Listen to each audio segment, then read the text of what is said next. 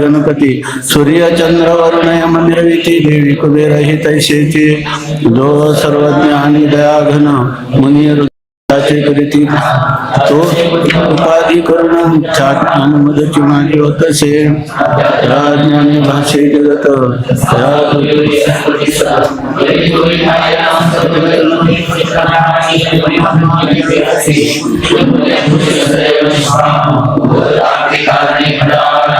तो मी चाहे आत्माप्त काम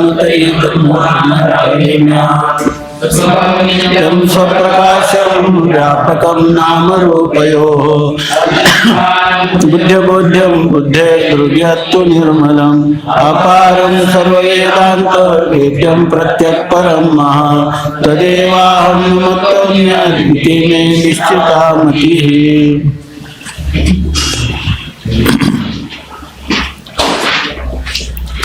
संत सम्राट भगवान ज्ञानोबाराय वैराग्य रागरसिक जगद्गुरु संत शिरोमणी श्री तुकोबाराय शांती ब्रह्म श्री संत एकनाथ महाराज महाराष्ट्रातील सर्व संतांची मांदियाळी संप्रदायाचं परम आराध्य दैवत श्री पांडुरंग परमात्मा या सर्वांच्या अलौकिक अकारण करून अहेतुकी अद्भुत अपूर्व असीम अशा अनुग्रहामुळं तुम्ही आम्ही सर्व या पावन पर्वामध्ये आणि पावन क्षेत्रामध्ये पवित्र सलीला इंद्राणीच्या तटाकावर साक्षात संजीवन समाधीस्थ माऊलींच्या चरण कमलाजवळ बसून या ठिकाणी वेदांताचा एक प्रवेश ग्रंथ ज्याला म्हटला जातो असा हा विचारसागर ग्रंथ आपण चिंतनासाठी निवडला आणि त्या चिंतनामध्ये आता दुसरा अध्याय दुसऱ्या तरंगाच्या परिसमाप्तीपर्यंत आपण आलो। हे आपल्या जीवनातील भाग्याचे क्षण आहेत।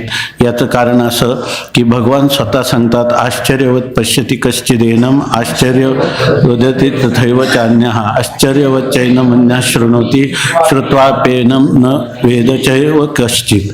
या ठिकाणी या ऐकणाराही विरळा सांगणाराही विरळा त्याचा अनुभव घेणाराही विरळाच आहे। हे सर्व अध्यात्म विश्वातलं हे आश्चर्य आहे असं भगवान स्वमुखे आपण सांगतो श्री विष्णू। आणि त्या ग्रंथाचं काही आपल्याला अनुसंधान किंवा त्याचं चिंतन करण्याला आपण प्रवृत्त झालो ही भगवंताची संतांची आपल्यावर कृपा आहे। असो या ठिकाणी आता हा शेवटचा परिच्छेद आहे 13 क्रमांकाचा। त्या परिच्छेदाचं नावच आहे कर्माने मोक्षाचा असंभव आणि ज्ञानाने मोक्ष सिद्धी। कर्माने मोक्ष प्राप्त होत नाही आणि ज्ञानानेच मोक्ष प्राप्त होतो अशा प्रकारचा विषय या ठिकाणी हा सांगत आहेत। तर त्याच्यामध्ये त्यांनी कर्माने मोक्ष होईल जसं एखाद्या लोखंडाचा गज तोडायचा झाला तर त्या लोखंडाचा गज तोडण्यासाठी लोखंडाचंच हत्यार घेतात आणि त्याच्यावर लोखंडाचाच घन मारून आपण पुन्हा तो गज तोडू शकतो। तसं कर्माचं बंधन आहे पण कर्माचं बंधन जर युक्तीनं आपण कर्म केलं तर त्या कर्मच कर्मबंधनातून मुक्त करू शकतं।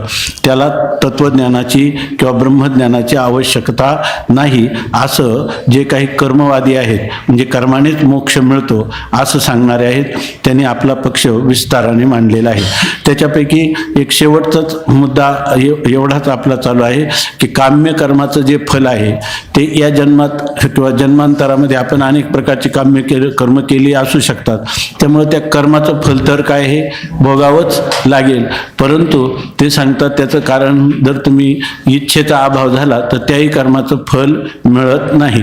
परंतु कर्माच्या फलाच्या बाबतीत कर्मफलाचे 2 अंकुर सांगितले। कर्माचे 2 अंकुर सांगितले। एक कोणता अंकुर सांगितला की आपण जी कर्म केली असतील त्या कर्माचे जे संस्कार झालेले आहेत तत्सदृश कर्म करण्याची वासना अंतकरणात निर्माण होते हा एक अंकुर आहे।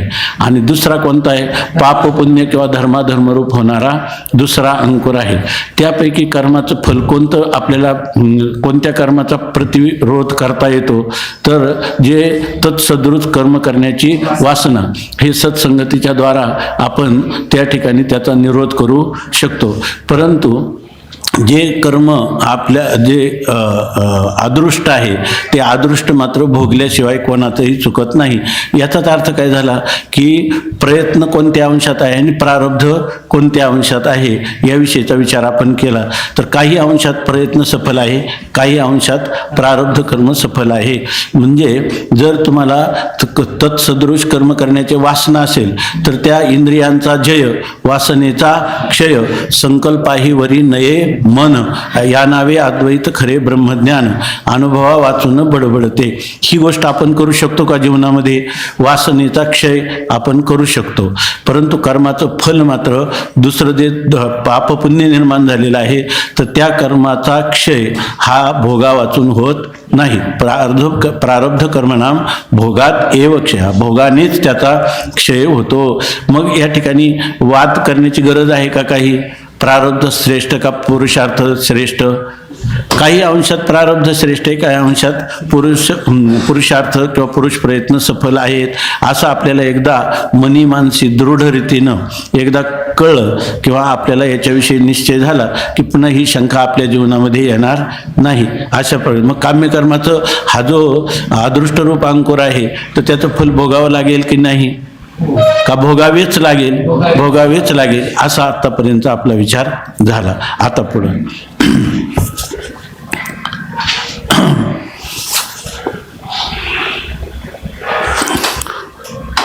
प्रारब्धाच्या या दोन अंशाचे ज्यास ज्ञान नसते असे पुरुष आपापल्या अनुभवानुसार प्रारब्ध बलवान किंवा प्रयत्न बलवान असा निश्चय करून परस्परात वाद करीत असतात.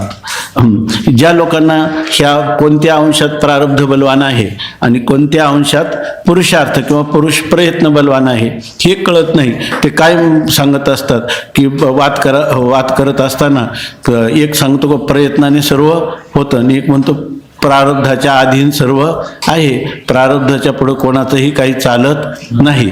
परंतु याचा जर त्याला समन्वय किंवा त्याचं सामंजस्य किंवा ह्या सिद्धांताचं तात्पर्य जर त्याला कर्मविपाकाच्या सिद्धांताचं तात्पर्य चांगल्या प्रकारे कळलं तर तो वाद घालत नाही.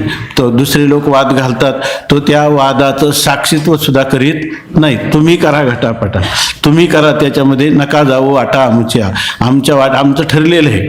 आम्हाला हा सिद्धांत जो आहे तो कोणत्या अंशात पुरुष प्रयत्न सफल आहे, कोणत्या अंशात प्रारब्ध सफल आहे हे आम्हाला चांगलं कळलेलं आहे. आमच्यावर गुरुकृपा आहे, शास्त्रकृपा आहे, ईश्वर कृपा आहे आणि आमचं भाग्य म्हणजे आमच्या अंतकरणाची कृपा झाली आणि हा सिद्धांत आम्ही आजीवन स्वीकारलेला आहे किंवा त्याचा अंगीकार केलेला आहे. म्हणून हे लोक वाद करत नाहीत. असो या प्रकाराने अज्ञानी जीवास फलभोगा वाचून कर्मनिवृत्ती संभवत नाही. कोणताही अज्ञानी पुरुष असेल आणि त्याला मोक्षासाठी कर्माचं काय करायची? निवृत्ती करायची आणि ते कर्माची निवृत्ती त्याला कोणत्याही रीतीनं करता येत नाही. त्याला तर आत्मज्ञान झालेलं नाही आणि तो जर म्हणायला लागला की काम्यकर्माच्या फलाच्या इच्छेचा त्याग केला तर मला कर्मफल भोगावं लागणार नाही, अर्थात मी मुक्त होईल, असं जर तो म्हणत असेल तर हे त्याचं म्हणणं उचित आहे का? नाही. का तो त्यांनी किती जरी कल्पना केल्या तरी सुद्धा त्याला प्रारब्ध कर्माचं फल हे भोगावंच लागेल अशा प्रकारची स्थिती आहे. म्हणून भोगा वाचून कर्माची निवृत्ती ज्ञानास मात्र संभवते. आता ते म्हणाल की मग हे जसं याचं आहे कोणाचं, हे जसं अज्ञानी पुरुषाचं आहे की त्याला कर्माचं फल भोगावंच लागतं. मग आता आम्ही असं म्हणतो की फलाच्या इच्छेचा जरी अभाव झाला तरी सुद्धा त्याला कर्माचं फल जर भोगावंच लागत असेल, तुम्ही काय म्हणता की आत्मज्ञानी पुरुष आहे त्यालाही कर्माचं फल भोगावंच लागेल, असं जर म्हणत असाल तर सिद्धांती सांगतो की आत्मज्ञानी पुरुषाला मात्र त्याने केलेल्या कर्माचं फल भोगावं लागत नाही. आपण काल किंवा परवा कधी विचार केला की ज्ञानी पुरुष जो आहे त्याचं जे अविद्येमुळे हे सर्व कर्म आणि कर्मफल हा प्रकार आहे की नाही. अविद्या जर नसेल तर कर्म आत्मस्वरूपाच्या ठिकाणी नाही, कर्मफलाचाही काही संबंध नाही. ही कार्य कारण त्याच्यामध्ये नाहीच आहे. कारण अज्ञान नाही आणि कार्य जे आहे तो कार्य अहंकारादी बंधही त्याला नाही. मग अशा पुरुषाला जे आहे तर त्याला ज्ञानी पुरुषाला या ठिकाणी कर्माचा फल भोगावं लागत नाही. त्याचं कारण काय? मूळ असणारं जे अज्ञान, ह्या संसार बंधाचं कारण, त्या मूळ कारणाचीच निवृत्ती केलेली आहे. मुले कुठाराहा, जर मूळ तोडलं की वृक्ष उन्मळून पडतो, तसाच हा संसार बंध अज्ञानाचा नाश झाला की त्या ठिकाणी ह्या संसार बंधाचं उन्मूलन होतं, निराश होतो, नाश होतो, अशा प्रकारची स्थिती आहे. तर मग आत्मज्ञान ज्या पुरुषाला झालं त्या पुरुषाच्या ठिकाणी त्यांनी संचित कसं कर्माचे प्रकार पाहिले आपण. संचित कर्म आहे ते ज्ञानाने काय होतं? दग्ध होतं. त्याला क्रियमान किंवा आगामी कर्म, क्रियमान म्हणजे आता करतो किंवा देह पडेपर्यंत जे करील ते सगळे जे कर्म आहेत ती कर्म असंगत्व बोधामुळं त्याला प्रभाव करू शकत नाही. आणि प्रारब्ध कर्म जे ते तो भोगून संपतो. असं जर त्याचे संगती जर ज्ञानीपुरुषाची पाहिली तर त्याला मात्र पुन्हा जन्म येणार नाही. बीज भाजोनी केली लाही, आम्हा जन्म मरण नाही. तुका म्हणे एका मरणेची सरे, उत्तमची उरे कीर्ती मागे. असं त्याला एक मरण येणार प्रारब्ध प्राप्त, आणि त्याच्या पुढे जन्म घेण्यासाठी ना अज्ञान कार्य. त्याचे प्राण जे आहेत ते कोणत्या लोकांतराला जात नसतात. न तस्य प्राणा उत्क्रामंती इह एव समविलीयन्ते. याच ठिकाणी ब्रह्मस्वरूपातच ते लीन होऊन जातात. आणि असा ब्रह्मज्ञान झालेला पुरुष आहे, त्याच्याजवळ जन्म घेण्यासाठी लागणारं कर्माचं कोणतं भांडवल आहे? संचित कर्म आहे का प्रारब्ध कर्म आहे का क्रियमान किंवा आगामी कर्म आहे? त्याच्याजवळ कोणत्याच प्रकारचं कर्म नाही. म्हणजे ज्ञानी पुरुषाला मात्र हा परत जन्म घ्यावा लागणार नाही. म्हणून कर्माची निवृत्ती त्याच्या ठिकाणी होते. कर्मफल हे सर्व त्याच्या ठिकाणी निवृत्त होतात. भोगा वाचून कर्माची निवृत्ती ज्ञानास मात्र संभवते. त्याला भोग न होता. आता हे कसं वाक्य आलं बरं? भोगा वाचून ज्ञानी पुरुषाला भोग. आता तुम्ही सांगितलं ना प्रारब्ध कर्माचा भोग त्याला होतो, आणि तो म्हणतात भोगा वाचून कर्माची निवृत्ती ज्ञानास मात्र संभवते. मग असं तरी घ्यावं लागेल. संचित आणि क्रियामान कर्माची निवृत्ती भोगा वाचून संभवते आणि प्रारब्ध कर्माचा भोगून त्याचा नाश होत असतो असं घ्यायचं. किंवा त्या ज्ञानी पुरुषाच्या स्वतःच्या दृष्टीनं त्याला कर्माचा फलाचा भोग होतच नसतो. जो प्रारब्ध होतं तर त्याच्या दृष्टीनं काय आहे? हे प्रारब्ध कोण आहे? देह आम्ही केला भोगाचे सांभाळी, राहिलो निराळी माना अन्न आच्छादन हे तो प्रारब्धा अधीन. ते प्रारब्धाची गोष्ट आहे. गुणागुणेषु काय तो श्लोक? गुणागुणेषु वर्तन्ते इति मत्वान सज्जते. तत्ववित्तु महाबाहो गुणकर्म विभागशः गुणागुण काय सुरुवात सांग. तत्ववित्तु महाबाहो गुणकर्म विभाग यो गुणागुणेषु वर्तन्त इति मत्वा न सज्जते. गुण म्हणजे इंद्रिय. ती इंद्रिय विषयांच्या ठिकाणी वर्तन करत आहेत किंवा व्यवहार करत आहेत. माझा याच्याशी कोणत्याही प्रकारचा संबंध नाही असा कोणी तत्ववित्तू. परंतु तो तत्वविद्ध आहे, त्याला गुण आणि कर्म यांचा विभाग कळलेला आहे. म्हणजे त्रिगुणात्मक असणारं जे कर्म आणि त्रिगुणातीत असणारा आत्मा म्हणजे माझं स्वरूप याचा कधीही संबंध झाला नाही असं त्याला ज्ञान असतं. त्यामुळं अशा पुरुषाला खरं अर्थाने प्रारब्धाचा तरी भोग आहे का? तो जसा संचित कर्माचा अभिमान धारण करत नाही, क्रियमान किंवा आगामी कर्माचा नाही, तसाच तो प्रारब्ध कर्म जीव होत आहेत तो म्हणतो आत्मा तो आत्मा याच्या ठाई देखी जे देचा धर्म दे. आता एखाद्या स्वामी महाराज थोडे ग्राम्य भाषेत सांगायचे, कोणी दुसऱ्याच्या पत्नीला अलंकार करत नाही. तसे जे अनात्म पदार्थाच्या ठिकाणी अनात्म असणारी इंद्रिय आणि अनात्म असणारे विषय यांच्यामध्ये चाललेल्या व्यवहाराचा आत्मस्वरूपाचा कोणत्याही प्रकारचा संबंध नाही.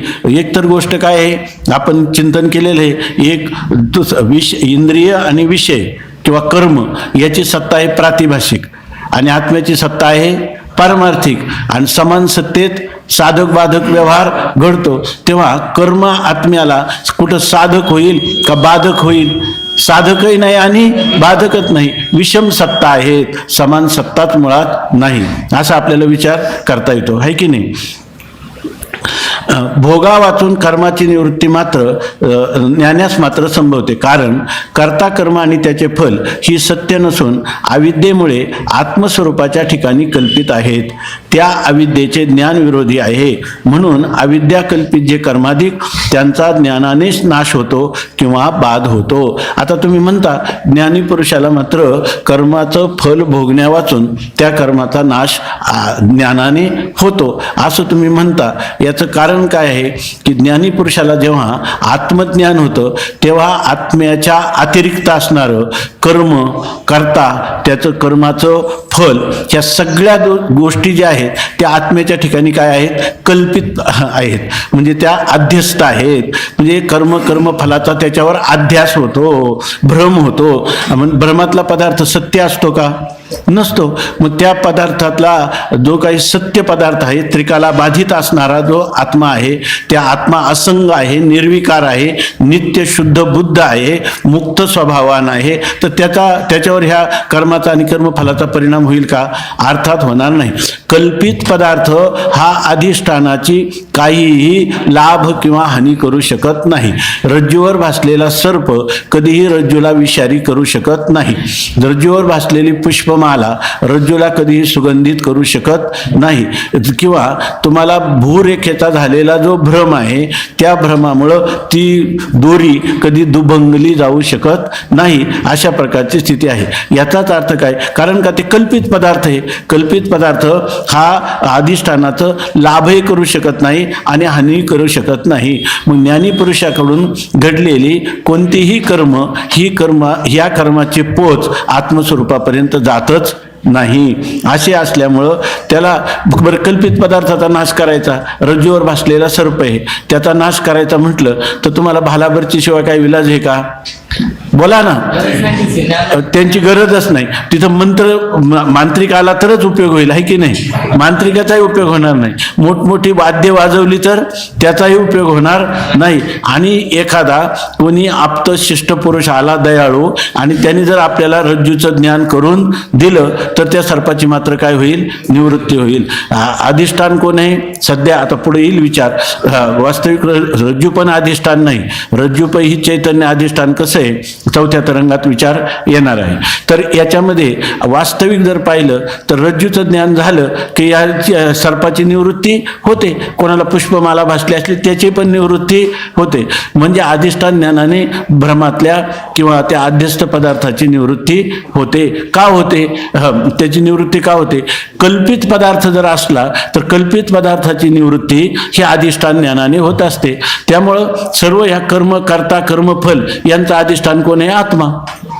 आणि आत्म्याचं ज्ञान झालं की यांची निवृत्ती होणार. का मिथ्या पदार्थाची निवृत्ती अधिष्ठान ज्ञानाने होते. हा बोला ना. असं करण्यापेक्षा बोला मोठेने. मिथ्या पदार्थाची निवृत्ती आणि सत्य पदार्थ असला तर त्याची निवृत्ती अधिष्ठान ज्ञानाने होईल का नाही नाही. मग त्याची कशाने होईल कर्माने होईल. त्याची क्रिया करावी लागेल. तिथं काहीतरी भालाभरची त्याच्यावर घाव घालावे लागतील आहे की नाही. पण सत्य पदार्थाची निवृत्ती ही क्रियेने होते अधिष्ठान ज्ञानाने होत नाही. आणि जर समजा एखाद्या पदार्थाचं अधिष्ठानाचं ज्ञान झालं आणि त्याच्यावर अध्यस्त पदार्थ निवृत्त चुकलं समजा एखाद्या पदार्थाचं अधिष्ठानाचं ज्ञान झालं आणि त्याच्यावर भासलेला पदार्थ तो जर निवृत्तच होऊ लागला तर तो पदार्थ मिथ्या असेल की काय तर निश्चित मिथ्याच असणार. कारण अधिष्ठान ज्ञानाने मिथ्या पदार्थाची निवृत्ती होते आणि तो पदार्थ निवृत्त झाला याचा अर्थ काय झालं अधिष्ठान ज्ञानाने ज्या अर्थी निवृत्त झाला त्या अर्थी तो कल्पित आहे की नाही. कल्पित आहे म्हणजे आता पुढं तर येणारच आहे पण आपण विचार थोडाफार झालेलाच आहे आतापर्यंत मंगलाचरणामध्ये. तर त्याच्यामध्ये तो जो पदार्थ निवृत्त झाला त्याला सत असं म्हणता येईल का सत नाही म्हणता येणार. मग असत म्हणता येईल का असत म्हणता येणार नाही. असत का म्हणता येणार नाही प्रतीतीला येतो. वंद्यापुत्र प्रतीतीला येत नाही तो प्रतीतीला येतो. मग असत म्हणता येईल का बरं सत म्हणता येईल का सत का नाही म्हणता येणार रज्जूचं ज्ञान झालं की त्याची काय होते निवृत्ती. मग सद सत दोन्ही आहे म्हणा, सत असत आहे असं म्हणावं आहे की नाही. हा मग सत असत म्हणल्याने काय बिघडणं तुमचं म्हणा ना. हा सत आणि असत हे दोन विरोधी पदार्थ, विरोधी धर्म एकाच अधिष्ठानाच्या ठिकाणी किंवा एकाच अधिकरणाच्या ठिकाणी एकाच कालात कधीही राहू शकत नाही. म्हणून हा काय मुरारी तृतीय हा पंथा, हा दुसरा तिसराच मार्ग काढला. कोणता? सदसद विलक्षण अनिर्वचनीय किंवा मिथ्या कल्पित आद्यस्थ खोटा रज्जू सर्पाकार भाषेले जगदंबर ही संगती. हो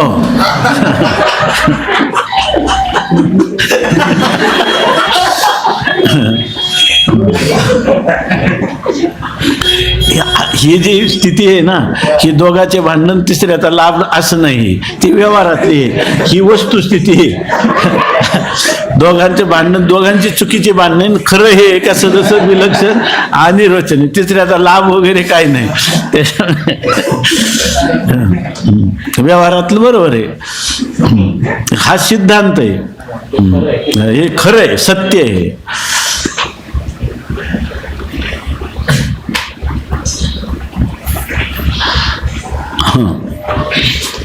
आता हे सांगितलं त्या अविद्ये. आता भोगा वाचून कर्माची निवृत्ती ज्ञानास मात्र संभवते. कारण ज्ञानाला का संभवते? कारण कर्ता कर्म आणि त्याचे फल ही सत्य नसून सत्य नाही, मग ती काय आहे? अज्ञानामुळं किंवा अविद्येमुळं आत्मस्वरूपाच्या ठिकाणी कल्पित आहेत. त्या अविद्येचे ज्ञान विरुद्ध आहे. अविद्येचं ज्ञान म्हणजे आत्मस्वरूपाचं अज्ञान किंवा अविद्या, बरोबर ना. आत्मस्वरूप विषयक अज्ञान ते हे कल्पित पदार्थ जे आहेत, बरोबर, ते कल्पित पदार्थाला आत्मस्वरूपाचं जे अज्ञान आहे ते कारण आहे की नाही, बरोबर ना. मग आता त्या कल्पित पदार्थाची निवृत्ती करायची असली, कल्पित पदार्थ म्हणजे कोणत्या? आत्मस्वरूपावर कल्पित काय आहे? कर्ता कर्म आणि कर्म फल यांची जर निवृत्ती करायची झाली तर काय करावं लागेल आपल्याला? आत्मस्वरूपाचं घटाचं ज्ञान झाल्यावर नाही का कर्ता कर्म ही त्रिपुटी नाहीशी होणार. घटाचं ज्ञान झालं तर म्हणलं तर काय का आत्म्याचंच झालं पाहिजे. घटाधिकांचं झालं तर नाही का दूर होणार? का बरं नाही होणार? वा, जे ज्याच्या अज्ञानाने भासतं ते त्याच्या ज्ञानाने. रज्जूवर भासलेला सर्प हा रज्जूच्या ज्ञानाने भासलेला आहे का? रज्जूच्या अज्ञानाने भासलेला आहे, म्हणून तो काय होईल? रज्जूच्या ज्ञानानेच निवृत्त होईल. शुक्तीवर भासलेलं जे रजत आहे तर ते काय होईल? ते शुक्तीवर भासलेलं रजत आहे. चांदी वाटते आपल्याला, ती आहे शिंपलं आणि वाटते चांदी, आहे की नाही. मग आपल्याला रज्जूचं ज्ञान झाल्याशिवाय ती निवृत्त होईल का? शुक्तीचंच ज्ञान झालं तरच निवृत्त होईल. कारण काय? सिद्धांत काय आहे? जे ज्याच्या अज्ञानाने भासतं ते त्याच्या ज्ञानाने निवृत्त होतं. याचा अर्थ जे म्हणजे कोण? कर्ता कर्म आणि कर्मफल ज्याच्या अज्ञानाने म्हणजे आत्मस्वरूपाच्या अज्ञानाने भासतं ते रज्जूच्या ज्ञानाने निवृत्त होतं. ते आत्मस्वरूपाच्या ज्ञानाने निवृत्त होतं. कारण काय? सिद्धांत काय? जे ज्याच्या अज्ञानाने भासतं ते त्याच्या ज्ञानाने निवृत्त होतं. ठीक आहे ना. मग आता ह्या ठिकाणी जर तुम्हाला ज्ञान झालं म्हणजे आत्मस्वरूपाचं ज्ञान झालं तर कर्ता कर्म आणि कर्मफल यांची निवृत्ती होईल, बरोबर ना. बरं, त्यांचा नाश होतो का बाध होतो? त्यांचा काय होतो? बाध होतो. म्हणजे ते बाध म्हणजे बाध होणं म्हणजे नाश असा अर्थ आहे का? मग काय आहे? बाध शब्दाचा अर्थ काय आहे? काय पंचदशीमध्ये सांगितलं? ना प्रतिती तयोर बाधा किंतु दृढ मिथ्यात्व निश्चय. मिथ्यात्व निश्चय होणं हाच बाध आहे. बाध म्हणजे नाश नाही. काय आपल्या बुद्धीमध्ये काय झाला पाहिजे? त्या पदार्थ मिथ्या आहे, अर्थात कल्पित आहे, आद्यस्थ आहे, सदसद विलक्षण अनिर्वचनीय मिथ्या आहे असं आपल्याला पक्क कळलं पाहिजे, आहे की. दुसरा काय विलाज आहे का याला? दुसरा काही मार्ग नाही. म्हणजे पदार्थ कल्पित झाला. मृगजळ आहे, बरोबर आहे ना. आपल्याला मृगजळ कशामुळे दिसतं? हे प्रखर असणारे सूर्यकिरण आणि उखर म्हणजे असणारी बराड जमीन यांचा संबंध झाला की आपल्याला मृगजळ भासायला लागतं. मग मृगजळ भासायला लागतं. आता आपल्याला कळलं की नाही ह्या दोघांच्या संबंधामुळे होतं, तरी मृगजळ आपण गेलं की दिसणारच की नाही, मृगजळ आपल्याला दिसणारच आहे की नाही. परंतु मग आता ते मृगजळ सत्य आहे का मिथ्या आहे? आता मिथ्या. अधिष्ठानात ज्ञान झालं तरी त्याची निवृत्ती झाली नाही. पण आपल्याला एवढं माहित आहे का अधिष्ठान, बरोबर ना, अधिष्ठान आणि आद्यस्थ ह्या दोन पदार्थांचा जोपर्यंत संबंध आहे तोपर्यंत तुम्हाला हे पदार्थ दिसणार, पण ते सत्य वाटणार नाही. त्याच्याविषयी सत्यत्व बुद्धी तुम्हाला वाटणार नाही. म्हणजे त्याच्याविषयी काय होईल, तुमचा बाध निश्चय असेल. म्हणजे याचाच अर्थ काय, कोणत्याही पदार्थाचा या ठिकाणी मिथ्यात्व निश्चय झाला तर तो आपलं अधिष्ठानाचं ज्ञान झालं तर तो पदार्थ जरी प्रतीतीला येवो किंवा प्रतीतीला न येवो तरी त्याचा विषय तो पदार्थ मिथ्याच आहे असा मिथ्यात्व निश्चय झाला पाहिजे. मग वेदांतामध्ये नाश आहे का बाध आहे? आणि मग काल आम्ही सांगितलं एका जनार्दनी भोग प्रारब्धाचा हरी कृपे त्याचा नाश आहे. मग ह्या नाश शब्दाचा अर्थ काय घ्यायचा? नाश असा नाथ महाराज सांगतात का बाध असा अर्थ घ्यावा लागेल? आहे की नाही? बाध होऊ शकतो की नाही? नाश होतो का प्रारब्धाचा? प्रारब्धाचा जर नाश झाला तर काय देह राहील का त्याचा? प्रारब्ध संपल्याबरोबर देह पडतो. मग लोक काय करतील? जर नाथ महाराजांच्या म्हणण्याप्रमाणे प्रारब्धाचा नाश होतो असं जर म्हटलं तर काय होईल? त्याला देह पडतो. आणि मग अशा वेळेला सगळे जगातले लोक मुमुक्षु होऊन येतील की नाही आत्मज्ञान संपादन करताना? ते म्हणतात आता करुणाने लोक मरतात आणि हे बाद निश्चय झाल्यावर लोक मरतात, आहे की नाही? उलट कोणी हे ज्ञानाकडे प्रवृत्त होतील का? आत्मज्ञानाकडे होणार नाही. मग याचा अर्थ ती संगती काय लावावी लागेल? बोध एका जनार्दनी भोग प्रारब्धाचा हरी कृपे त्याचा बाध झाला म्हणजे नाश झाला. नाश शब्दाचा अर्थ काय घ्यायचा? का नाथ महाराजांचं हेच तात्पर्य आहे का दुसरं तात्पर्य काढून चालेल का? शास्त्राचा विरोध होईल का नाही? आणि नाथ महाराजांनी एवढं वाङ्मय लिहिलंय, सगळ्या वाङ्मयामध्ये बाधच अर्थ का आहे आणि इथं तुम्ही मात्र नाश शब्द आला तर त्याचा बाध असा अर्थ नाही करायला लागले. हे योग्य आहे का? नाही. ठीक आहे ना? त्या अविद्येचे ज्ञान विरोधी आहे. म्हणून अविद्या कल्पित जे कर्माधिक त्यांचा ज्ञानानेच नाश होतो किंवा बाध होतो. आता काय आहे की आपल्याला ज्ञान झालं तरी सुद्धा आपलं अंतःकरण आहे की नाही? आत्मा आहे का नाही? मग आत्म्याचा आणि अंतःकरणाचा संबंध होतच राहणार की नाही जोपर्यंत तुम्ही जिवंत आहात तोपर्यंत. आणि त्यांचा संबंध झाला, सूर्यकिरण आणि उखरभूमीचा संबंध झाला का मृगजळ दिसणारच की नाही? तसं तुम्हाला जगताची प्रतीती येणारच की नाही? मग जगत निवृत्त होणार का प्रतीती येत राहणार? आणि मग काय बदल तुमच्या ठिकाणी काय होणार? फक्त सत्यत्व बुद्धी निवृत्त होणार आणि फक्त त्या ठिकाणी सत्यत्व बुद्धी निवृत्त होणार आणि मिथ्यात्व बुद्धी राहणार. म्हणजे तुम्हाला आत्मस्वरूपाचं हे बघा, तुम्हाला आत्मस्वरूपाचं ज्ञान झालं. आत्मस्वरूपाचं ज्ञान झालं, तुम्हाला जगत प्रतीतीला येणार की नाही? येणार. कुठपर्यंत येणार? मरेपर्यंत येणार. ज्ञान झालं तरी मरेपर्यंत येणार. काय येणार? याचं कारण काय आहे? आत्मा आणि अंतःकरण यांचा संबंध राहणार. पण तो संबंध खरा आहे का? तोही कल्पितच आहे. तोही कल्पितच आहे. हे तुम्हाला एकदा कळलं की आत्मा आणि अंतःकरण यांचा आध्यासिक तादात्म्य संबंध जोपर्यंत आहे, आता तो विषय पुढे येईल, तर तोपर्यंत आपल्याला जगताची प्रतीती येणार. मग ज्ञानाला प्रतीती जगताची येणार का अज्ञानाला येणार? दोघांना येणार. मग दोघांच्या मध्ये फरक काय असणार? अज्ञानी पुरुषाचा त्या जगताविषयी सत्यत्व निश्चय असतो. अज्ञानी पुरुषाचा जगताविषयी सत्यत्व निश्चय असतो आणि ज्ञानी पुरुषाचा जगताविषयी मिथ्यात्व निश्चय असतो. मग इथून बाहेरून काय बदल होतो का? काही ज्ञानी पुरुष म्हणजे काही त्याच्यामध्ये पूर्वीच्या पेक्षा काही त्याची कांती वाढली किंवा काय असं काही वजन वाढलं असं काही होत नाही, किंवा त्याला भोजन जास्त लागायला लागलं किंवा कमी लागायला लागलं असं कोणताच फरक होत नाही. स्वामी महाराज विचारायचे ज्ञानी आणि अज्ञानामध्ये काय फरक आहे? काय भेद आहे? तर ते म्हणाले तू ज्ञानी का अज्ञानी? जर तो जर म्हटला की अज्ञानी, तर मग त्याला ज्ञानी पुरुष कसा कळणार? कारण ज्ञान आणि अज्ञान परस्पर विरोधी, त्याला कळणारच नाही ना. मी ज्ञानी, मग जसा तू तसा मी, आहे का? जसं तुझं ज्ञान जसं तुला अनुभूतीला आलं तसं दुसऱ्या पुरुषाला आपण ज्ञान स्वरूप आहोत आणि बाकीचं सगळं काय आहे? आध्यस्त आहे, कल्पित आहे, असा त्याचा अनुभव असतो. मग ज्ञानी आणि अज्ञानीमध्ये काय भेद आहे? काल सांगितलं होतं ना, मला वाटतं इथं ना तसं ज्ञानी आणि अज्ञानामध्ये काय भेद आहे असं विचारलं तर तुम्ही असं म्हणू शकता का हा ज्ञानी आणि हा अज्ञानी हाच भेद आहे ना? एक ज्ञानी आहे आणि एक अज्ञानी. एकाला आत्म्याच्या असंगत्वाचं, जगताच्या मिथ्यात्वाचं, आत्म्याच्या सच्चिदानंद रूपत्वाचं, जगाच्या असं जड दुःख रूपत्वाचं ज्ञान आहे की नाही? आहे की नाही याचं नाही? आणि याला ते आहे का? हा देह जो आहे असं जड दुःख रूप, आणि त्याला काय म्हणतो? हा मी आहे असं म्हणतो. हे त्याचं अज्ञानच आहे की नाही?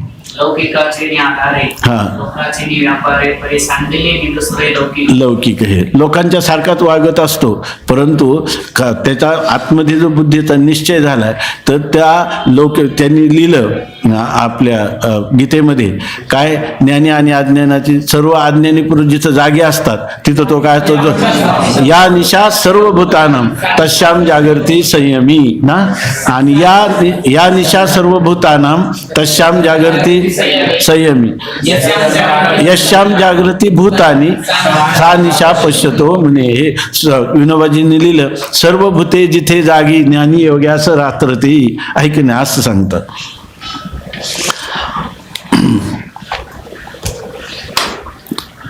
आता उदाहरण सांगतात. म्हणून अविद्या कल्पित जे कर्माधिक त्यांचा ज्ञानाने नाश होतो किंवा बाध होतो. जसे स्वप्नामध्ये निद्रेमुळे जे पदार्थ प्रतीत होतात त्यांचा जागृतीत निद्रेच्या निवृत्तीनेच अभाव होतो आणि मृगजलाचा बाध होतो. आता याविषयी सांगतात, जसा एखादा मनुष्य आहे आणि तो झोपी गेला आणि त्याला काय पडलं? स्वप्न पडलं.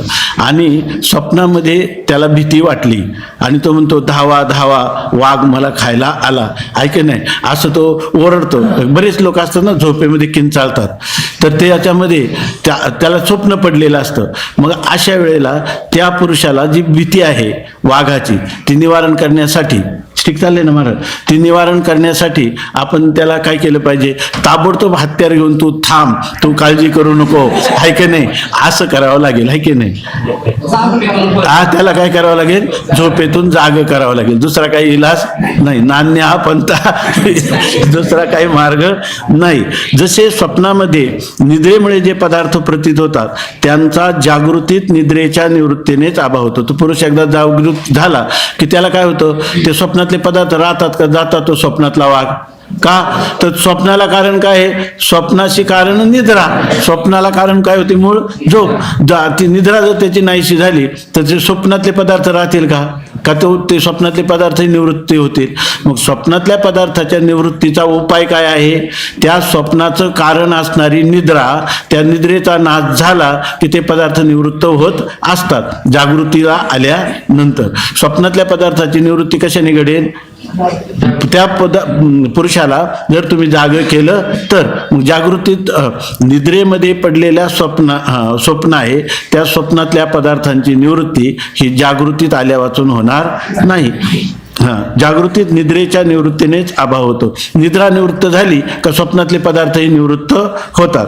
आणि मृगजलाचा आता आपण विचार केलेलाच आहे आता अगोदर. मृगजल जे आहे त्या मृगजळाचा नाश होतो की नाही आपल्याला?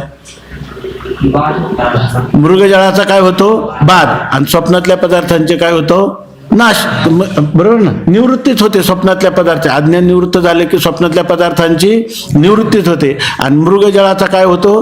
बाध होतो का नाश होतो? मग तुम्हाला एकदा मृगजळ दिसलं, खोटं कळलं, तुम्ही बाजूला राहिले का पुन्हा तुम्हाला दिसेल. स्वामी महाराज नेहमी अमृतानुभवामध्ये सांगायचे की मृगजळ आहे की नाही? मृगजळ मनुष्याला दिसतं का हरणाला दिसतं? दोघांनाही दिसतं, आहे की नाही? बरोबर आहे ना? मनुष्याला ते सत्य वाटतं का मिथ्या वाटतं? हरणाला ते सत्य वाटतं का मिथ्या वाटतं? सत्य वाटतं. तर हानी मनुष्याची होते का हानी हरिणाची होते? काय होतं? ते सत्य मानून ते पळतच राहतं. आणि काय तुकोबारांचा अभंग आहे, फुटून या घसा मरण पावे, मृग जळ दिसे साचपणा ऐसे, खोटी याच्या पिशे उर फोडी, असं सांगितलेलं आहे. मृगजळ खरंच आहे का असं वाटतं की नाही? पण उर कोणाचा फुटतो? मनुष्याचा का हरिणाचा? मग हरिणाच्या दृष्टीने मृगजळ काय आहे? सत्य. मनुष्याच्या दृष्टीने काय आहे? मिथ्या. बरोबर आहे ना? बरोबर ना? आता खरं तर सूर्यकिरणाचा संबंधामुळे झालं की नाही? मग तुम्ही सूर्याला जाऊन विचारा, मृगजळ सत्य का मिथ्या? तर तो मृगजळ हे मला माहीतच नाही, सत्य मिथ्या तुम्ही म्हणा, आहे की नाही? मला सत्य सूर्याच्या दृष्टीनं मृगजळच नाही. तसं आत्म्याच्या दृष्टीनं हा कर्ता कर्म आणि कर्मफल हे आत्म्याला विचारलं तर नाहीच आहे. मुमुक्षूला विचारलं तर काय आहे? ते मिथ्या आहे की नाही? मुमुक्षूला विचारलं तर ते मिथ्या आहे, आणि ते जर अज्ञानी पुरुषाला विचारलं तर ते सत्य आहे. लक्षात आलं? तसे अविद्यारूप निद्रेने कर्ता कर्मफल यांचाही ज्ञानरूप जागृतीत अविद्येच्या निवृत्तीने बाध होतो. आता इथं निद्रा कोणती? अज्ञान ही निद्रा आहे. आणि जर त्या अज्ञान निद्रेतून तुम्ही जागे झाले, बरोबर आहे ना, तर आता तुम्हाला हे जे जग कर्ता कर्म आणि कर्मफल पूर्वी प्रतीतीला येत होते तसे तुम्हाला प्रतीतीला येतील का नाही? आता येतील. पण आता काय होईल? फक्त त्याची सत्यत्व बुद्धी राहणार नाही, अर्थात मिथ्यात्व बुद्धी फक्त राहील. आणि अज्ञानी पुरुषाच्या दृष्टीनं कर्ता कर्म आणि कर्मफल ही सगळी त्याला काय आहे? सत्यच आहेत, आहे की नाही? म्हणून त्याला ती काय वाटतील? सत्य वाटतील. आणि त्याच्यामुळं त्याचा बंध जे आहे तो बंध निवृत्त होईल का? कर्ता कर्म कर्मफल हे कधी निवृत्त होईल का सत्यत्व बुद्धीनं? जर तुम्हाला त्याच्याविषयी बाध निश्चय व्हायला पाहिजे. आणि तो बाध निश्चय कशाने होतो? अधिष्ठान आत्मज्ञानाने. का आत्मज्ञान हीच जागृती आहे, आत्मज्ञान हीच जागृती आहे. आणि कर्म कर्ता कर्मफल हे काय आहे? स्वप्न आहे. बरोबर ना? ह्या स्वप्नाची निवृत्ती ह्या आत्मज्ञानरूपी जागृतीने होईल. ठीक आहे ना? आत्मज्ञाना वाचून दुसऱ्या कोणत्याही उपायाने अविद्येची निवृत्ती होत नाही. आता ही अज्ञानाची निवृत्ती करायची झाली तर तुम्हाला जर किती कर्म केले तर कर्माने होईल का? नाही. कर्माने काय होईल? तुम्ही क्रियते कर्म काय भोग आहे ना, कुरते कर्म भोग आहे, कर्म कर्तुंच भंजते. तुम्ही बरोबर ना?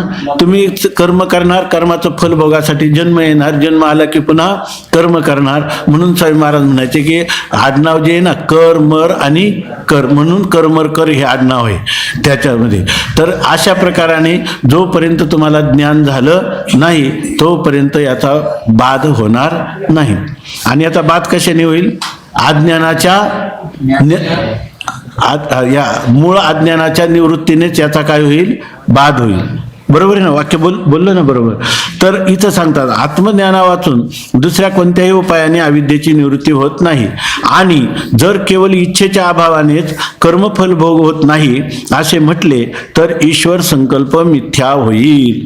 आता यांनी काय सांगितलं होतं? कर्माने मोक्ष होतो, याच्यामध्ये काम्य कर्माचं फल मात्र जन्मांतराचं त्याला भोगावंच लागेल असं सिद्धांती म्हणत होते. तो म्हणतो त्याला भोगावं लागणार नाही, कारण त्याच्या ठिकाणी जेव्हा फलभोगाचा समय आला त्यावेळेला त्याला त्याची काय त्या भोगाची इच्छाच राहिली नाही. इच्छेच्या निवृत्तीने काय होईल? त्या काम्य कर्माच्या फलभोगाची निवृत्ती होईल असं तो म्हणत होता.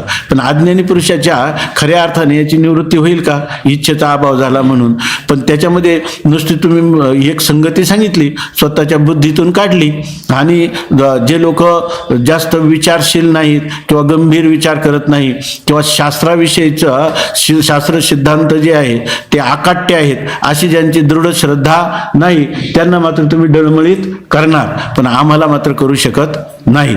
त्याचं कारण असं आहे, आमच्या दृष्टीनं या कर्ता कर्म किंवा मुळात सर्व सृष्टी ही कोणापासून उत्पन्न झालेली आहे? ईश्वरापासून उत्पन्न झालेली आहे. ते एकोहम बहुश्याम प्रजा येई. तर ईश्वराने स ऐक्षत, त्यांनी ईक्षण केलं म्हणजे संकल्प केला आणि ही सर्व सृष्टी उत्पन्न केली. म्हणजे या सर्व सृष्टीच्या मुळाशी कोण आहे? ईश्वराचा संकल्प आहे की नाही? ईश्वर झोपलाय का? ईश्वराला आळस जांभया आल्यात का? नाही आल्या, आहे की नाही? त्यांनी आपलं आपलं कार्य बरोबर केलं.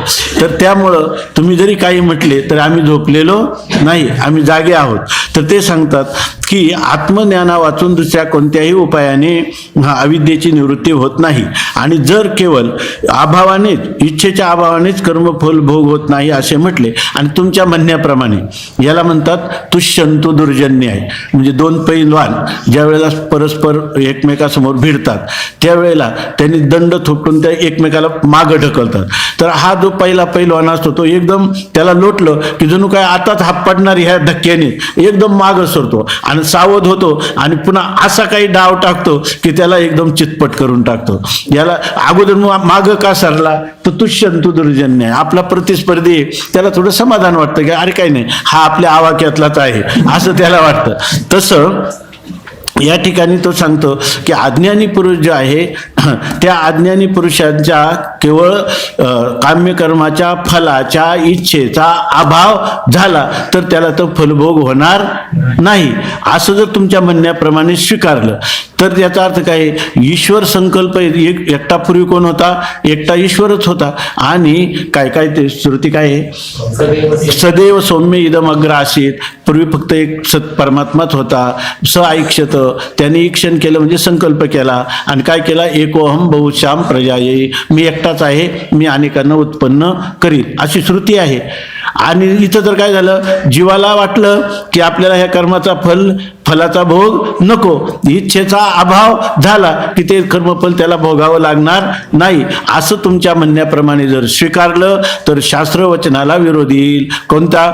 ईश्वराचा संकल्प जो आहे तो खोटा होऊ लागेल. ईश्वराने किती संकल्प करू द्या, पण जीवाने ठरलं की मी ह्या कर्माच्या फलाचा भोग घेणार नाही तर त्याला कर्माचा फल भोग होणार नाही. ईश्वराचं वर्णन शास्त्रात केलं. ईश्वर हा प्राणी कर्म सापेक्ष फलदाता आहे. ईश्वर हा प्राण्याचं जसं कर्म असेल त्या कर्मानुसार फल देतो ईश्वर. पण हा म्हणतो की मला नको फल, आहे की नाही? मग त्याला मिळालं नाही तर याचा अर्थ ईश्वर जो ईश्वराचा संकल्प जो आहे तो संकल्प खोटा होऊ लागेल की नाही? मग ईश्वरी श्रेष्ठ ईश्वरी सृष्टी जी आहे तिचे जे नियमन करणारा जो ईश्वर आहे त्या ईश्वराचं सामर्थ्य इथं प्रतीला येईल का? आपल्याला येणार नाही.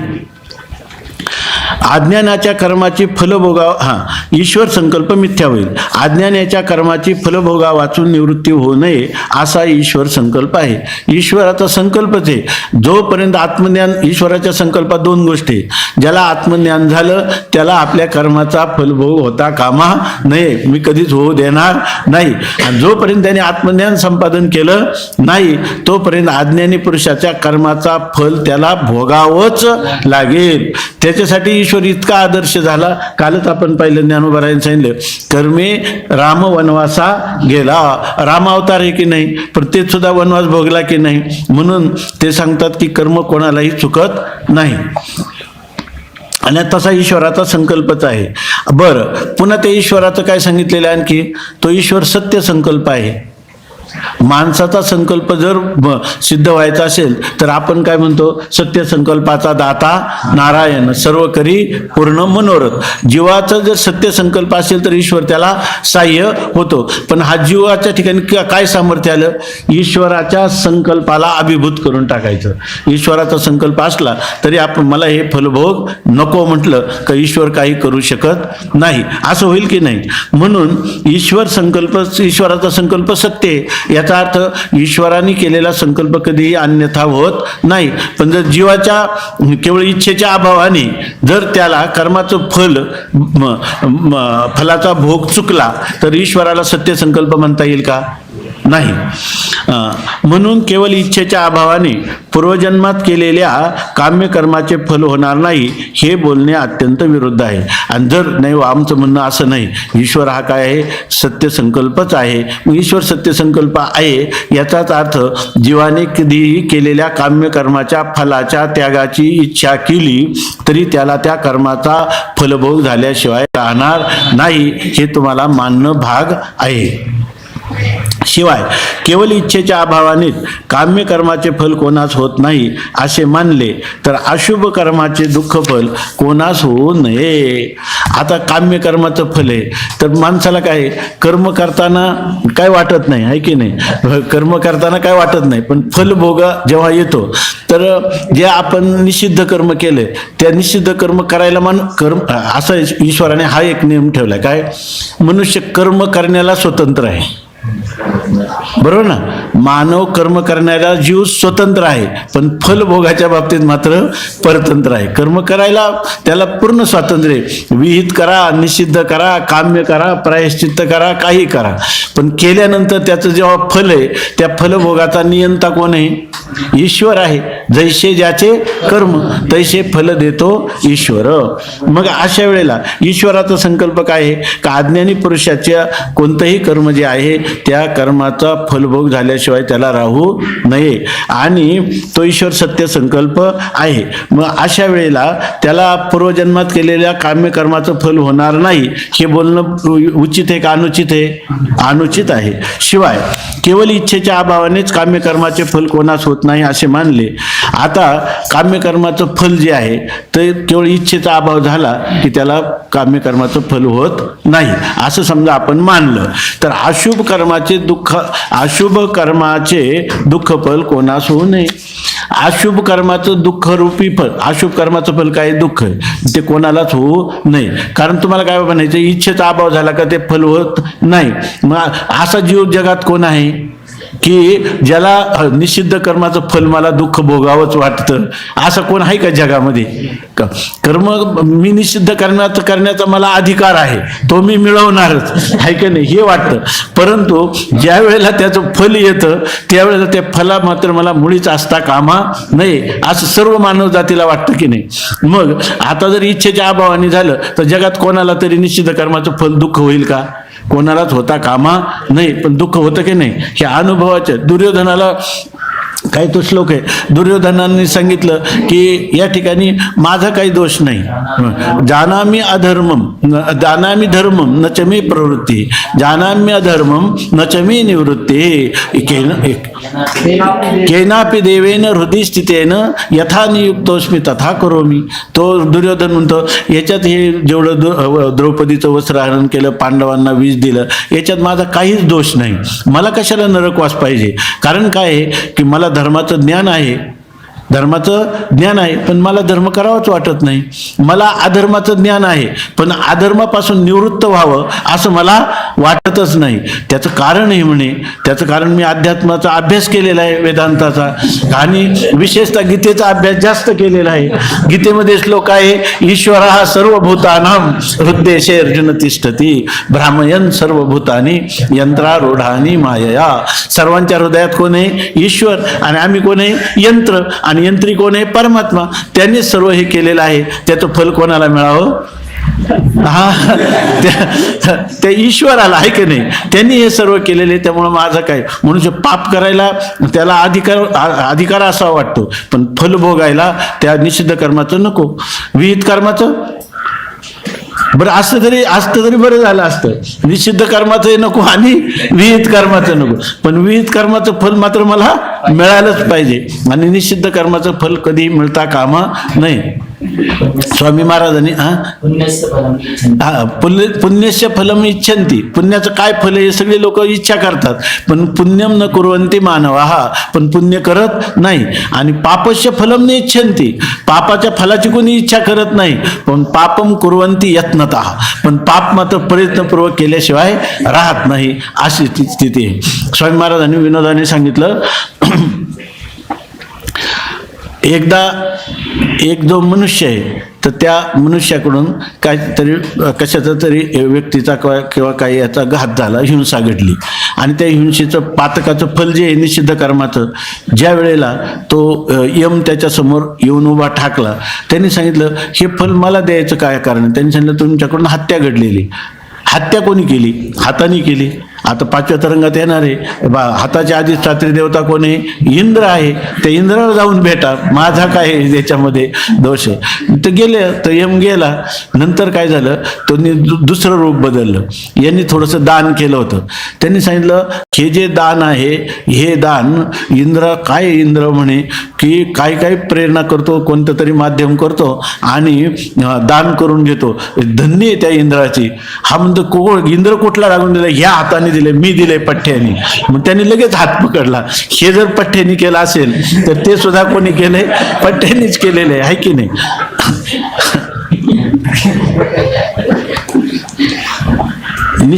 निषिद्ध कर्माचे फल जे दुःख, त्याची कोणासही इच्छा नाही. मज लागी दुःख व्हावे ऐसे कोणी भाविना जीवे. आता अप्रार्थिता दुःख येतं, त्याचं काय, पण मला दुःख व्हावं असं कोणाला वाटतं का?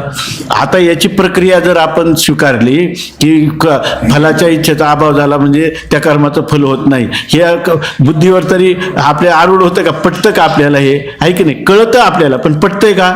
नाही. आपण शास्त्र मानणारे आहे की नाही? निषिद्ध कर्म, आणि त्याच्यापेक्षा जास्त आपण अनुभवला पण म्हणणार. अनुभव तसा नाही आहे का नाही? शास्त्रही तशी नाही आणि युक्ती पण तशी नाही. युक्ती कशी नाही? आता एवढे गुन्हेगार आहे, जेलन कोर्ट लागली असती का काही? जर इच्छेचा अभाव कोणाला वाटतंय का खरं? कोणाला वाटत नाही. पण त्याचा व्यवहारात सुद्धा जर फलभोग होतो, तर तुम्हाला या धर्म सिद्धांतामध्ये, अध्यात्म सिद्धांतामध्ये कर्माचं फल हे तुम्हाला भोगावंच लागेल. ते यांचं सांगतात, ते जक्कल सुतार अभ्यंकर खून खटल्यामध्ये त्यांना इथं येरवड्याला त्यांना फाशी दिलं. थोडक्यात सांगतो, तर ते असं त्यांनी करताना कशी केली होती माहिती आहे का? अभ्यंकर शास्त्री म्हणजे एक भारतातलं एक विद्वत रत्न.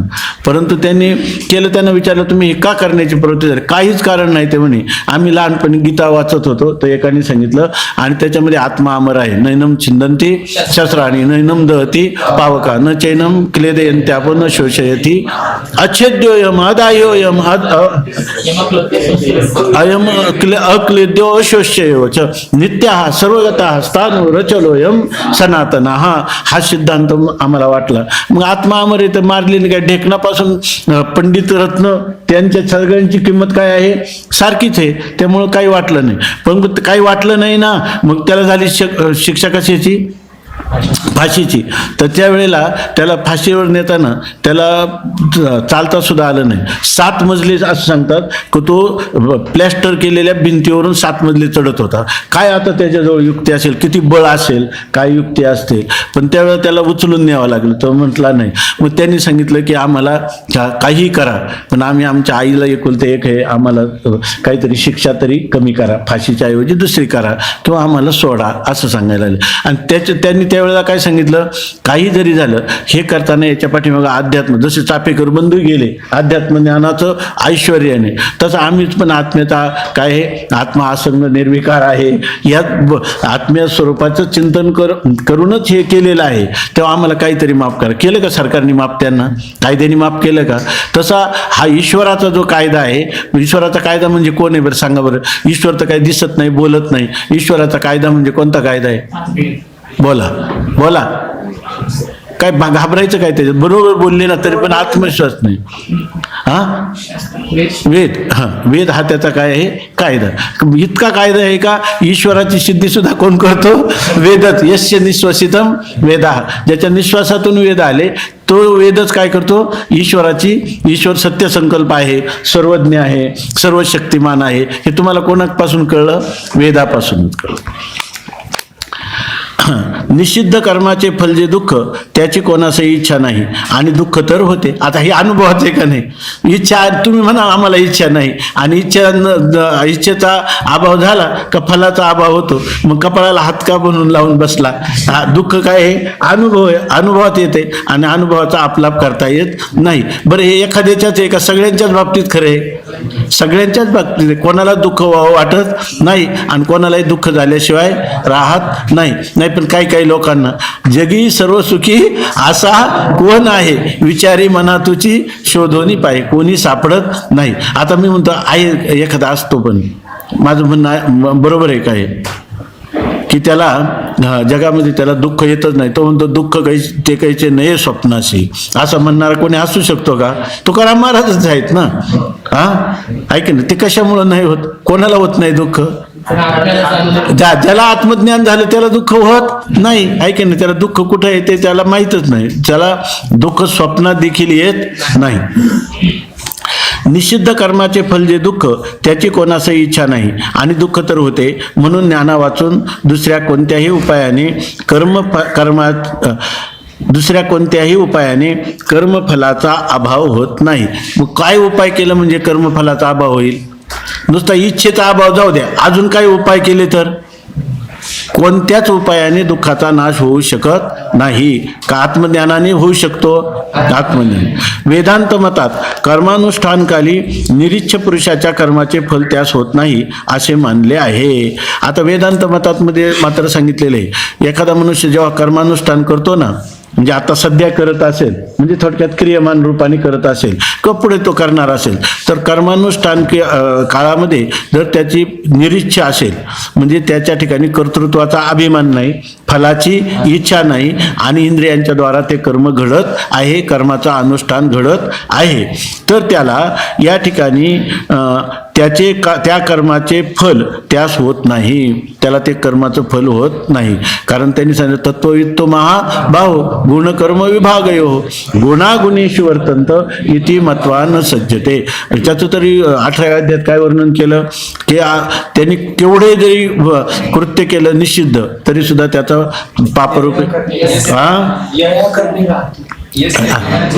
यस्य नाहंकृतो भाव बुद्धिर्यस्य न लिप्यते आत्वापि स इमान लोकान न हंती न निबद्धते. असा एक पुरुष आहे की यस्य नाहंकृतो भाव, त्याला अहंकार, मी करता आहे असा अहंकार नाही. यस्य नाहंकृतो भाव बुद्धिर्यस्य न लिप्यते, त्या कर्माने त्याची बुद्धी कधी लिप्त होत नाही. म्हणजे मी कर्म करता किंवा फल भोगताय असं त्याला कधी वाटत नाही आणि कर्म तर करतो. किती मोठं कर्म, हत्वापि स इमान लोकान, ह्या सगळ्या त्रैलोक्याला जरी त्यांनी ठार केलं तरी न हंती न निबद्धते, तो कोणाला मारतही नाही आणि न निबद्धते, बंधनही पावत नाही. माऊली काय म्हणतात आता होई सांगितली तया तया करणीय आतू प्रतिपदी कडे त्रैलोक्याचा घातू परी तेने केले ही मातू बोलू नये. त्यांनी सगळ्या त्रैलोक्याचा जरी घात केला तरी त्यांनी केला असं म्हणता येणार नाही. कारण तो कोण आहे? आत्मा आहे. आहे की नाही? मग कर्म जे आहे त्या कर्माचं कर्तृत्व घेतलंय का? फलाची इच्छा ठेवली का?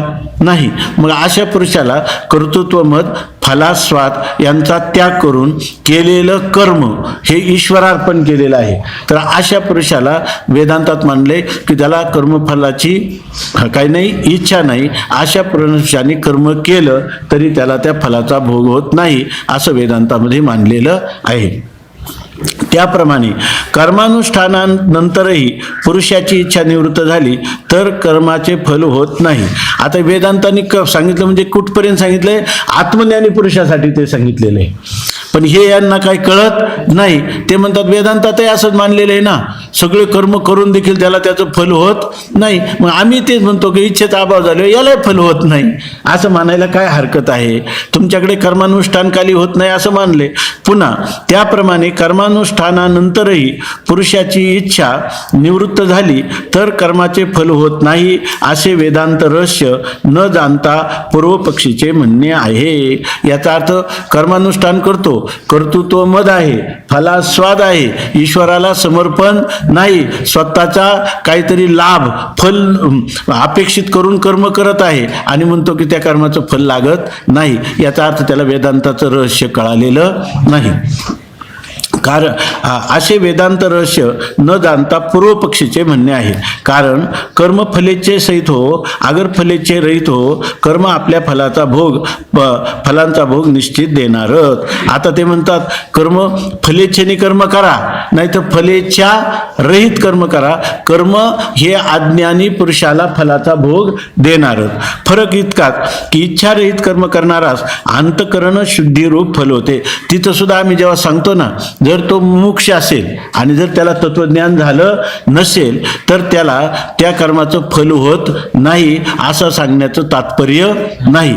तिचं तात्पर्य काय आहे, इच्छारहित कर्म करणारा जो पुरुष आहे त्याला कर्माच्या फलाची इच्छा नाही आणि असा जो पुरुष आहे त्यांनी कर्म केलं तर त्याला हे जे अदृष्ट, बरोबर ना, अदृष्ट रूपी जो अंकुर आहे तो त्याला भोगावा लागत नाही असं नाही, त्यालाही भोगावाच लागतो. परंतु निष्काम कर्म करणारे आता होतं काय की त्याला ते स्वर्ग नरक हे कोणते फल प्राप्त न होता त्याला कोणतं फल प्राप्त होतं, अंतःकरण शुद्धी हे फल प्राप्त होतं. अंतःकरणातून पाप वासना त्याच्या ह्या कर्माने निवृत्त होतात, कोणत्या, निष्काम कर्माने निवृत्त होतात. मग निष्काम कर्माने का त्याला मोक्ष मिळतो का त्याचे भोग चुकतात, भोग चुकणार नाहीत. ते कधी चुकतील पण कधी, आत्मज्ञान झाल्यावर. तोपर्यंत तुम्ही आधीच सांगितलं की हा पुरुष जो आहे तर त्याला तुम्हाला जर त्याने नित्यनैमित्तिक कर्माचं अनुष्ठान किंवा विहित कर्माचं अनुष्ठान केलं आणि त्याच्यामध्ये कर्तृत्वाचा अभिमान नसेल, फलाची इच्छा नसेल, बरोबर ना, तर त्याला त्या कर्माचं फल होत नाही. कोणतं फल होत नाही त्याला हे जे लोकलोकांतरगमनाऐवजी त्याला का कोणतं फल होतं, अंतःकरण शुद्धी हे फल होतं. फल आहेच का नाही, त्याला फल आहेत आणि त्या फलाचा भोग होतो की नाही, त्याला होतो. इच्छारहित कर्म करणारास अंतःकरण शुद्धीरूप फल होते आणि इच्छेसहित कर्म करणारास केवळ स्वर्गादी भोग हेच फल मिळते. आणि इच्छेने कर्म केलं मला स्वर्गादी तेच कर्म आहे, यज्ञरूप कर्म आहे. एकाने निष्काम भावनेने केलं तर त्याला फल काय होईल, अंतःकरण शुद्धी. आणि सकाम भावनेने केले स्वर्गासाठी त्याला स्वर्ग प्राप्त होईल. इच्छेसहित कर्म करणारास केवळ स्वर्गादी भोग हेच फल मिळते. कर्माने अंतःकरण शुद्ध होऊन श्रवणाधिकाने अपरोक्ष ज्ञान झाले तर त्यास कर्माचे फल होत नाही. आता कर्माचं फल कधी होणार नाही, निष्काम कर्माने अंतःकरण शुद्ध झालं आणि नंतर तो जर त्याच्या जीवनात मुमुक्षुत्व निर्माण झालं, मुमुक्षुत्व निर्माण होऊन गुरुची भेट झाली, गुरुनी त्याला तत्वमसी महावाक्याचा उपदेश केला, त्याला ब्रह्मास्मी, मी ब्रह्म आहे असा दृढ अपरोक्ष साक्षात्कार झाला, त्याच्यात संशय आणि विपरीत भावना राहिली नाही, तरच त्या पुरुषाला मात्र ह्या अपरोक्ष ज्ञानाचं फल म्हणजे त्याला कर्माच्या फलाचा भोग होत नाही. विहित कर्माच्या फलाचा भोग होत नाही का, निषिद्ध कर्माचा होत नाही का, कोणत्याही कर्माचा होत नाही, कोणत्याही कर्माचा फलभोग त्याला होता. हा त्याचा शेवटचा जन्म. परंतु श्रवणाचे, हा तर हे लक्षात आलं ना, इच्छारहित कर्म करणारास अंतःकरण शुद्धीरूप फल होते आणि इच्छेसहित कर्म करणारास केवळ स्वर्गादी भोग हेच फल मिळते. कर्माने अंतःकरण शुद्ध होऊन श्रवणाधिकाने अपरोक्ष ज्ञान झाले तर त्यास कर्माचे फल होत नाही. परंतु श्रवणाच्या अभावाने किंवा दुसऱ्या कोणत्याही कारणाने ब्रह्मात्मैक्य ज्ञान झाले नाही तर त्याच इच्छारहित कर्माचाही स्वर्गादी भोग अवश्य होतोच.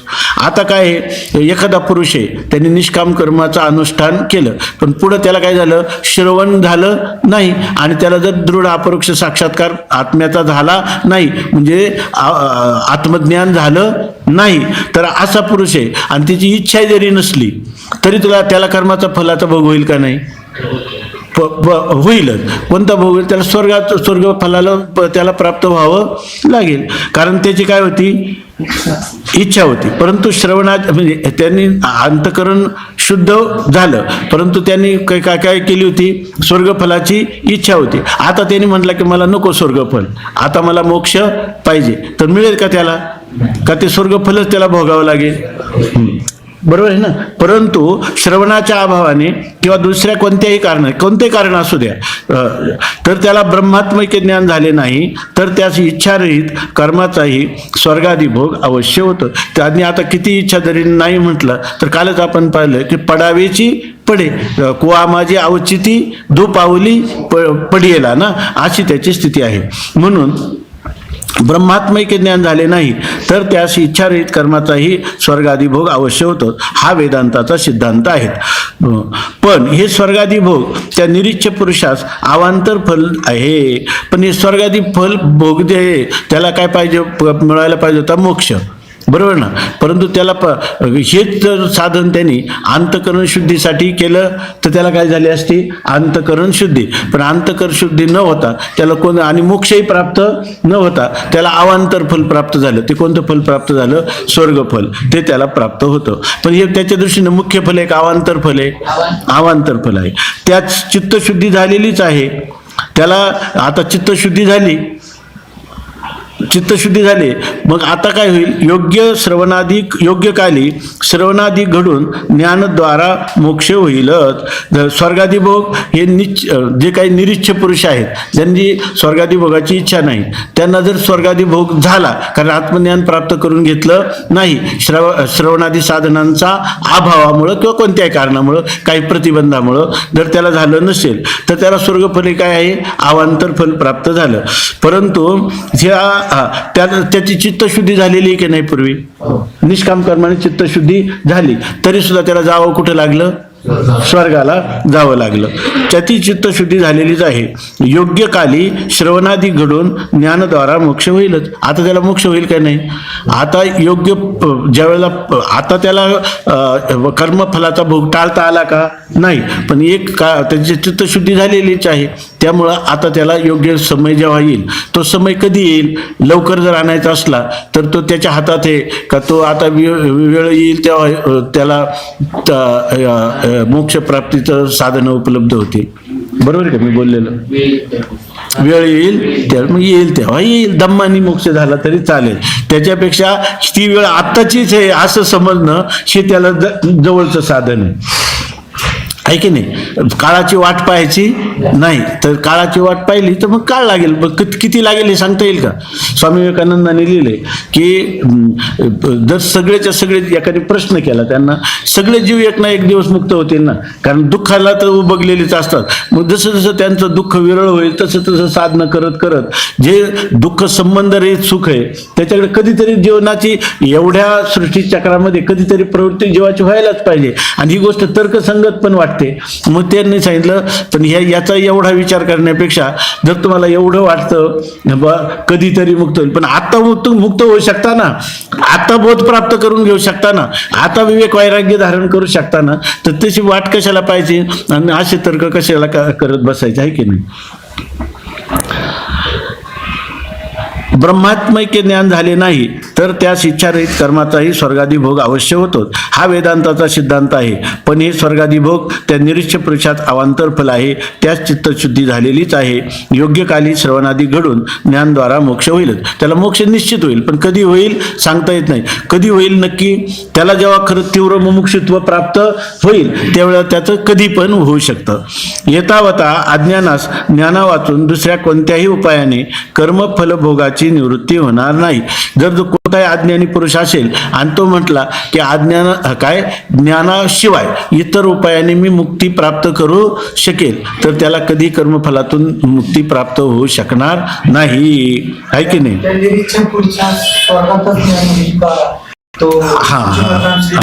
नाही, आता ह्यात दोन गोष्टी सांगितलेल्या आहे. तो तिथं स्वर्गामध्ये जाईल आणि भोग संपल्यानंतर परतही जन्म मरणाला प्राप्त होईल. आणि दुसरा जो आहे तो मुमुक्षु होता, साधनावर आरूढ होता, पण काहीतरी प्रतिबंध राहिला. त्या प्रतिबंधमुळं तो जर ब्रह्मलोकाला गेला, बरोबर ना, ब्रह्मलोकाला गेला तर तो कल्पांताच्या वेळेला ब्रह्मदेवाबरोबर मुक्त होणारा तो जीव असेल. पण स्वर्गाला गेला, चित्तशुद्धी झालेली आहे, बरोबर ना, आणि त्याच्या ठिकाणी मुमुक्षुत्व नाही. कारण त्या ब्रह्मलोकातला जीव मुक्त का होतो, नाथ महाराजांनी याचं स्पष्ट लिहिले ना. नाथ महाराजांनी ब्रह्मलोकाला गेला तर तिथं त्याला करमत नाही. त्याला वाटतं की मी मनुष्य जन्म प्राप्त होऊन तिथंच मुक्त व्हायला पाहिजे होतं, पण तिथं मी मुक्त झालो नाही. आता बरं इथं काय 1000 त्याला काय चौकडीचं ब्रह्मदेवाचा एक दिवस आहे.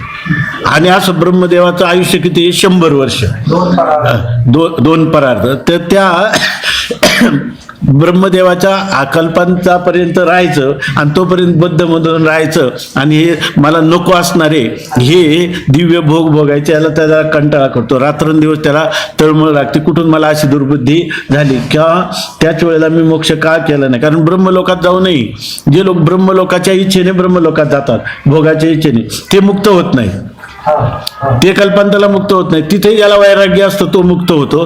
तिथं मग त्याला फक्त साधना करावी लागत नाही, तो काळ आला की त्याला ज्ञान होऊन तो कल्पांताला मुक्त होतो. असं ब्रह्मसूत्रात केलेलं त्याला तो जिज्ञासू नाही आहे की नाही, तर त्याला कोणता प्रतिबंध झाला असेल हे काही सांगता येणार नाही. आता यांचं म्हणणं काय की स्वर्गाला गेला, चित्त तर शुद्ध झालेलं आहे, चित्त शुद्ध झालेलं आहे आणि स्वर्गाला गेलेला, स्वर्गाला वैकुंठाला कुठे कैलासाला गेलेला आहे, तर तो मुक्त तिथं होतो का असा प्रश्न आहे ना. तर तिथं तो मुक्त होणारच नाही, इच्छाच नाही त्याला, इच्छा नाही ही एक गोष्ट आहे. आणि दुसरी गोष्ट त्याचं जे पुण्य आहे ना ते पुण्य कमी आहे, त्याचं पुण्य त्याचं तिथं तो जर इंद्राला विचारायला गेला तर तो म्हणेल एकादशीच्या घरी शिवरात्र, मीच नाही मुक्त, तुला इथं कुठं मुक्त करू, आहे की नाही. तिथं इंद्र पदाधिक भोग नव्हे तो भवरोध. आता दुसरी एक गोष्ट आहे, त्याचं चित्त शुद्ध झालं होतं हे म्हणणं थोडं सापेक्ष आहे. जर त्याचं चित्त पूर्ण शुद्धच झालेलं होतं आणि तो स्वर्ग लोकाला गेला, कशामुळे गेला, त्याला श्रवणाधिक झाले नाही. मग ती श्रवणाधिक करण्याची साधन ती भोगभूमी आहे का, नाही. पण शास्त्रामध्ये वर्णन असल्यामुळं कल्पांताच्या वेळेला उपासकाची मुक्ती ती सांगितलेली, ती काही ज्ञानी पुरुषाची मुक्ती नाही.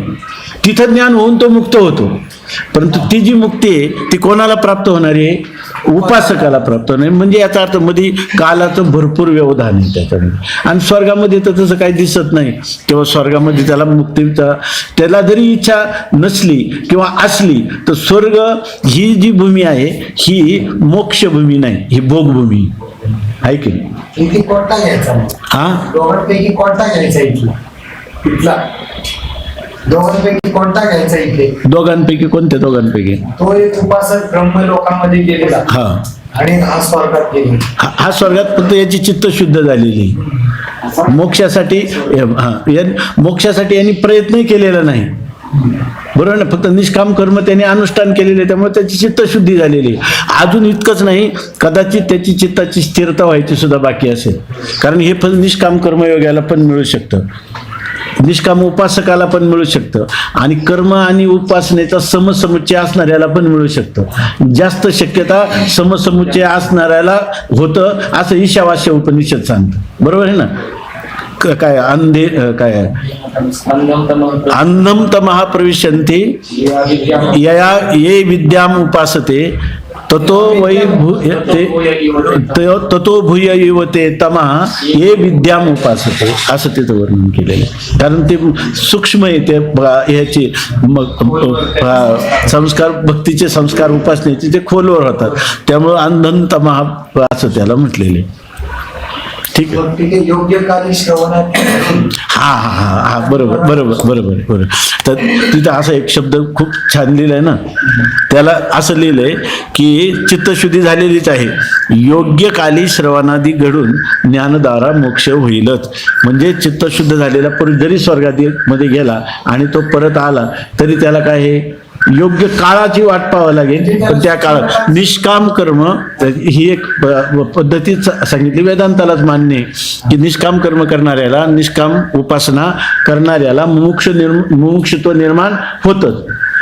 पण ह्या कालाच्या ओघात जे निर्माण होणार आहे ते केव्हा होईल हे सांगता येत नाही, एवढं तर नाही, तर त्याचा मोक्ष होतच असतो त्याला, कारण क्रमयोग सांगितलेला आहे. नाही नाही नाही, त्याला खाली आल्यावर. आणि तसं नसतं तर गीतेतला श्लोक असा आला असता का, प्राप्य पुण्यकृतान लोकान उषित्वा शाश्वती ही समाह शुचिनाम श्रीमताम गे योगभ्रष्टो बी जाईल. योगभ्रष्ट जन्माला येतो म्हणजे स्वर्गात येतो का इथे येतो, त्याला मृत्यू लोकातच यावं लागेल, आहे की नाही. येतावता अज्ञानास ज्ञाना वाचून दुसऱ्या कोणत्याही उपायाने कर्मफल भोगाची निवृत्ती होणार नाही असं सांगितलं. आता काय राहिले, फक्त प्रायश्चित्त कर्माविषयीचं चिंतन राहिले, ते उद्या करू. कुंडली वरदा हरी विठ्ठल श्री ज्ञानदेव तुकाराम ज्ञानेश्वर महाराज की जय. पांडुरंग महाराज आहे कोणी हा म्हणा.